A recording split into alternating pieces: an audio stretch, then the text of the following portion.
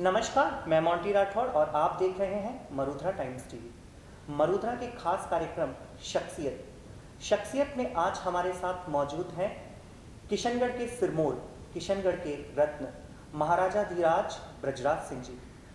हुकुम, आपका हार्दिक स्वागत एवं अभिनंदन। Thank you. मरुधरा का कार्यक्रम शख्सियत, इसके अंदर महाराज हम उन शख्सियतों को आमंत्रित करते हैं, हमारा मंच देते हैं जो सिरमौर रहे हैं अजमेर के, जिन्होंने विश्व पटल पे अजमेर का नाम रोशन किया है। आप किसी भी प्रकार से परिचय के मोहताज नहीं हैं, आप एक सिरमौर हैं, एक रत्न हैं किशनगढ़ के।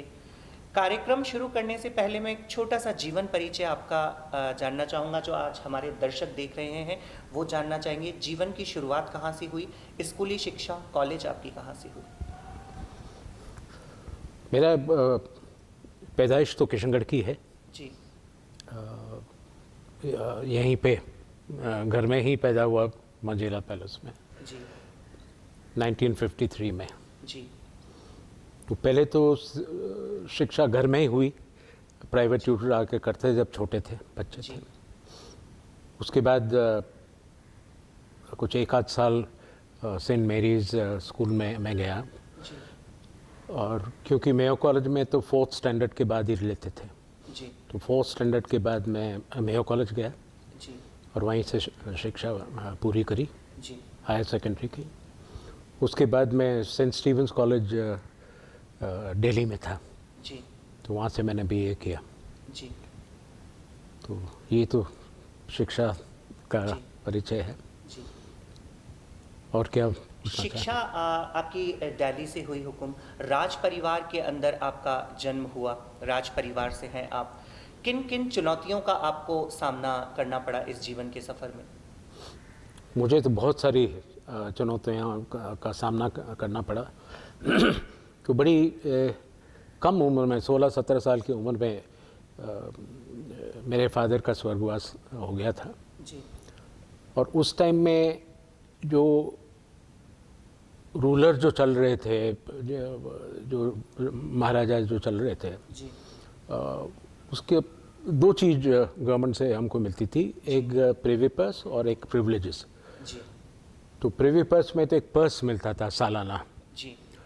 और उससे काफ़ी हद तक खर्चा चलता था।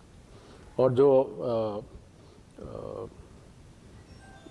प्रिविलेजेस थी जी। वो काफ़ी इम्पोर्टेंट थी। जी। उसमें कई सारी चीज़ें थी, जी।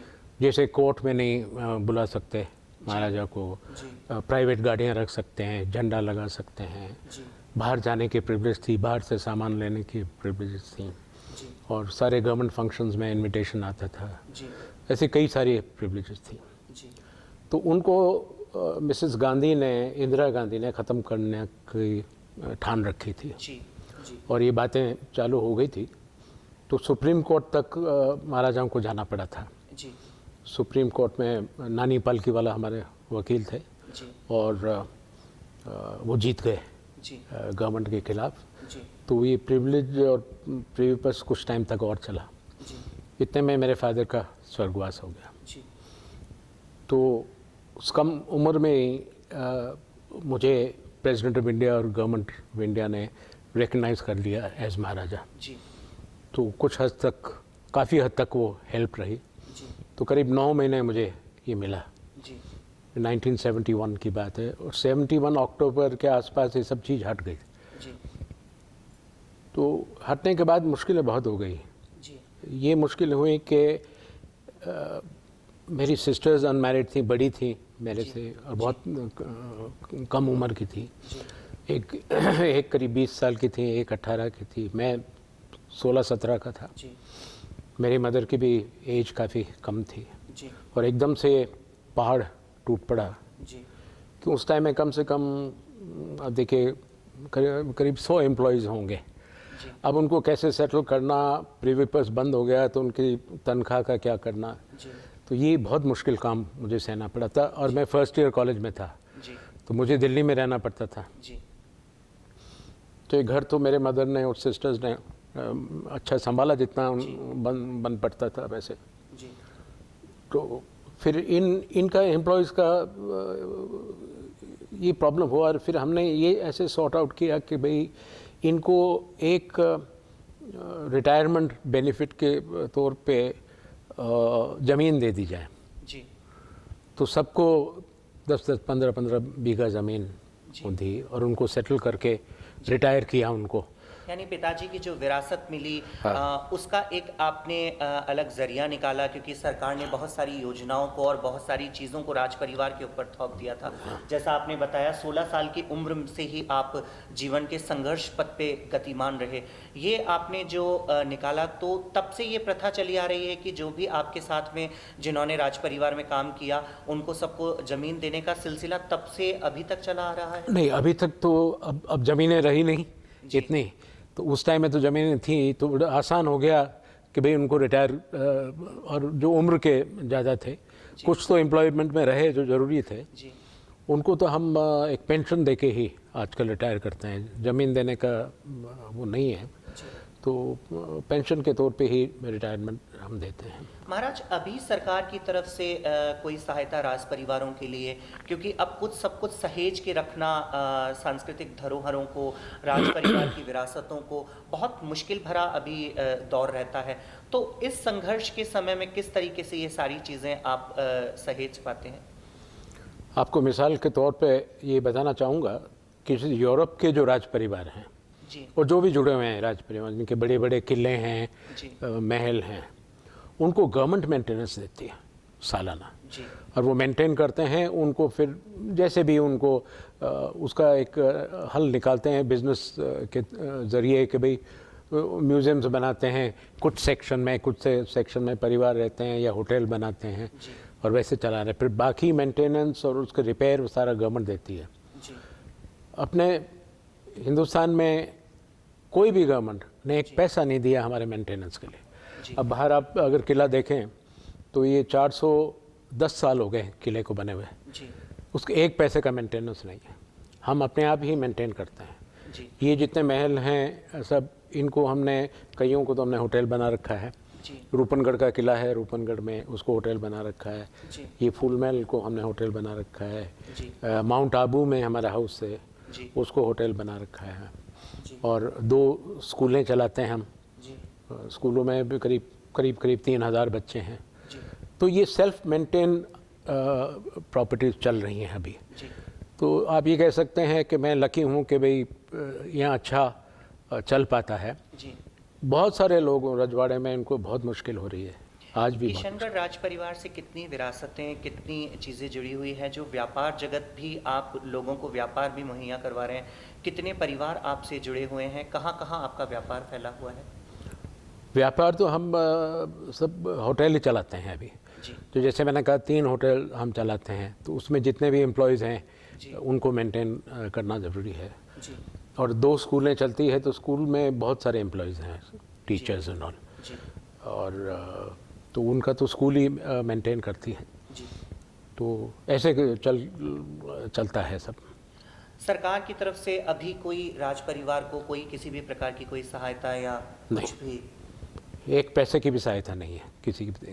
ये सब कुछ राज परिवार के द्वारा सब ही जो भी अर्निंग होती है उसी से सबको मेंटेन करना होता है। अभी तक आप विरासत को इतना सहेज कर रख पाए हैं।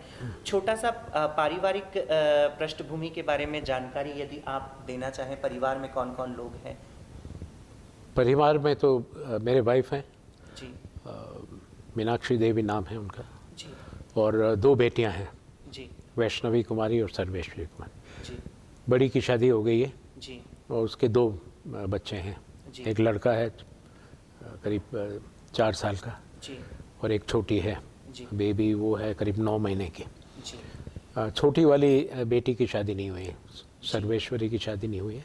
जी, उसने अपना मास्टर्स दिल्ली से किया है, जी, श्री राम कॉलेज से जी, फ़िलासफ़ी में मास्टर्स किया है। जी, बड़ी वाली ने एक इंस्टीट्यूट से डिप्लोमा किया था, उसके बाद वो लंदन में गई पढ़ने जी, और लंदन में उसने वहाँ मास्टर्स किया है। इसमें आप देखिए इतिहास और धरोहर जी, और कला, जी, इसमें मास्टर्स किया है। तो एक उसकी हेल्प भी बड़ी रहती है जी जहाँ भी हमें उसकी हेल्प की ज़रूरत होती है, क्योंकि अब काफ़ी एक्सपर्ट हैं वो। जी और ये सब जो तैयार किया, ये सारा हमारे वाइफ का कंट्रीब्यूशन है। यानी परिवार भी आप इस धरोहर को सहेज के रखने में परिवार का भी पूरा सहयोग पूरा होता है। पूरा सहयोग है। स्कूलें बनाना, होटल को तैयार करना, रूपनगढ़ में हर रोज़ जाके एक किले को होटल बनाना एक आसान नहीं होता है। किला 350 साल से भी ज़्यादा पुराना है। जी तो उसमें सारी प्लम्बिंग डालना, बिजली डालना, वायर्स डालना, कमरों को कैसे करना और धरोहर बचा के रखना। ऐसे नहीं कि 3-4 कमरे तोड़ दिए और एक हॉल बना दिया। जी जो था उसी को कन्वर्ट करना, बहुत मेहनत का काम उन्होंने किया है। क्योंकि एक मैं दिल्ली में एक धंधा करता था। जी मैंने कुछ समय तक तो फिल्म डिस्ट्रीब्यूशन किया है जी दिल्ली यूपी के लिए, बहुत कम समय है। बाद में मैंने कंस्ट्रक्शन किया, जी चांदनी चौक में बिल्डिंग्स बनाई, करोल बाग में बनवाई। तो मैं ज़्यादा दिल्ली रहता था, जी तो हमारे वाइफ ही संभालती थी और सारा उन्होंने ही ये सब तैयार किया। बिल्कुल। यानी संघर्ष आपने जीवन में 16 साल की उम्र में महाराज के देहांत के बाद में आपने पूरी विरासत को सहेज के रखा और अभी तक भी जीवन में संघर्ष जारी है। कार्यक्रम अंतिम पड़ाव की ओर पहुंच रहा है महाराज। आप हमारे कार्यक्रम के माध्यम से जो दर्शक आपको आज देख रहे हैं, सुन रहे हैं, उन्हें क्या संदेश देना चाहेंगे? संदेश यही है कि सबसे पहले तो अक्ल होना ज़रूरी है, और अक्ल से फिर दिमाग लगाना ज़रूरी है कि जैसे हम इस प्रॉपर्टी को कैसे तैयार किया, बाकी होटलों को कैसे तैयार किया, तो ये कैसा इसको बचा के कैसे रखना, इसको हेरिटेज को या धरोहर को कैसे बचा के रखना और इसमें डिस्टर्ब नहीं करना। अब देखेंगे आप इस कमरे में ये फूल महल करीब आप लगा लीजिए करीब 150 साल पुराना है। तो उस टाइम की जो कलाकृतियाँ थी, ये जो पेंटिंग हैं, ये सब उसी समय से जो कलाकृति हैं उसकी ली गई हैं। तो हमने इसको डिस्टर्ब नहीं किया जी और वैसे ही इसको रेनोवेट किया, रिस्टोर किया। तो अब अगर ये तस्वीरें आप देखें तो मैं 20वीं पीढ़ी में हूँ। महाराज किशन सिंह जी जोधपुर के मारवाड़ के राजकुमार थे और अकबर के समय में यहाँ आके बसाया किशनगढ़ को। ये पूरा इलाका 858 वर्ग मील किशनगढ़ स्टेट की बाउंड्री है, उसको उन्होंने जीता। बाकी जो आए वो भी जीत के टोटल अब इतना है। अब इनकी तस्वीरें भी हमने लगा रखी। ये सब पुरानी किशनगढ़ कला के लिए बहुत मशहूर है, पेंटिंग के लिए। तो पेंटिंग्स का हमने ब्लो अप करके फ़ोटोज़ लेके ये सारा लगाया है। 20 पीढ़ी का लगा हुआ है अगर आप देखेंगे। बिल्कुल, आपने हर धरोहर को 20वीं पीढ़ी तक, अभी आप 20वें महाराज किशनगढ़ के हैं। एक बसंत उत्सव भी किशनगढ़ के अंदर हर वर्ष होता है, उसका क्या महत्व है, उसको क्यों मनाया जाता है? बसंत पंचमी के दिन किशनगढ़ का फाउंडेशन डे है जी। 410 साल हो गए। 1611 में महाराज किशन सिंह जी ने नींव रखी थी किशनगढ़ स्टेट की और किले की जी। और जो पुराना शहर पूरा उन्हीं का बसाया हुआ है, पुराना शहर की भी नींव उन्होंने रखी थी। तो बसंत पंचमी के दिन हम एक छोटा सा कार्यक्रम रखते हैं, तो सबको इनवाइट करते हैं। इस साल वो कोरोना के देखते हुए कम लोगों को इनवाइट किया गया है, एक सूक्ष्म रूप से इस साल करेंगे। बाकी तो काफ़ी बड़े स्केल में होता है। जितने भी यहाँ व्यक्ति हैं, जो गणमान्य व्यक्ति हैं, सबको बुलाते हैं, जो भी राज परिवार से जुड़े हुए हैं। राज परिवार से भी जुड़े भी और वैसे भी जो कि पब्लिक लाइफ में हैं, उनको भी हम बुलाते हैं। उसमें हिस्ट्री पे डिस्कशन होता है, सवाल जवाब होते हैं, लोग पूछते हैं हिस्ट्री के बारे में या किसी महाराजा के बारे में पूछते हैं या उन्होंने क्या क्या तैयार किया, तो उसके बारे में डिस्कशन होता है। और यहाँ किशनगढ़ वल्लभकुट संप्रदाय में हम बिलीव करते हैं, तो उनके मेरे पूर्वजों के पद बहुत मशहूर हैं। जैसे नागरीदास जी के, महाराजा सावंत सिंह जी के पद हैं, महाराज रूप सिंह जी के हैं, मेरे ग्रैंडफादर तक पद लिखे हैं, बहुत खूबसूरत। तो इन पदों पे गायन होता है, समझाया जाता है, और जनरली किशनगढ़ का कैसे सुधार हो सकता है उसके बारे में भी डिस्कशन होता है आज के तौर में। वो डिस्कशन रखते हैं। 410 वर्ष का किशनगढ़ हो गया है। अभी बसंत इस पंचमी बार की कार्यक्रम की क्या रूपरेखा रणनीति आपने ये तैयार की? 16 तारीख को वही किले में होगा, जी वही सूक्ष्म रूप में होगा आपके तो, जी और वही डिस्कशंस होंगे जी किशनगढ़ के प्रति, और आगे किशनगढ़ को कैसे इम्प्रूव किया जा सकता है। जी तो आपको भी निमंत्रण है।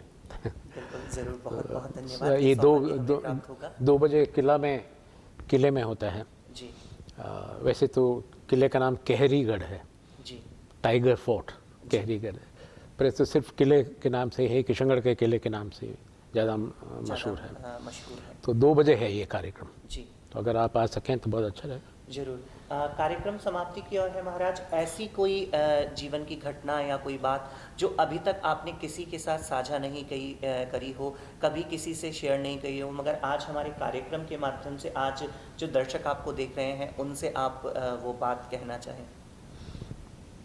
ऐसी कोई ख़ास बात तो नहीं है, पर जिस विपरीत परिस्थिति से मैं गुजरा, जी वो ही बातें हैं, वो तो काफ़ी लंबी बातें हैं, जी और कुछ तो बताया मैंने। जी जैसे मेरे 2 बड़ी बहनें थीं, उनकी शादी करवाई, अच्छी जगह उनकी शादी करवाई है, जी वेल सेटल्ड हैं। जी मेरे मदर को लुक आफ्टर किया मैंने। जी तो ऐसी कोई अलग से तो कुछ ऐसी बात नहीं है कि अब एक किस्मत ये रही कि हम मैनेज कर पाए। जी कई परिवार इसको मैनेज नहीं कर मैनेज नहीं कर पाए और काफ़ी बर्बादी के उसमें। बिल्कुल, कई ऐसी धरोहर हैं राजस्थान की जो धराशाही भी हो चुकी हैं, क्योंकि राज परिवार उनको सहेज के नहीं रख पाए, मगर आपने 16 वर्ष की आयु से इतना संघर्ष किया और आज सारी धरोहरों को संभाल के रखा है। मरुधरा के खास कार्यक्रम शख्सियत में आज हमारे साथ मौजूद थे किशनगढ़ के 20वें महाराज ब्रजराज सिंह जी। आपका हार्दिक स्वागत एवं अभिनंदन। Thank you.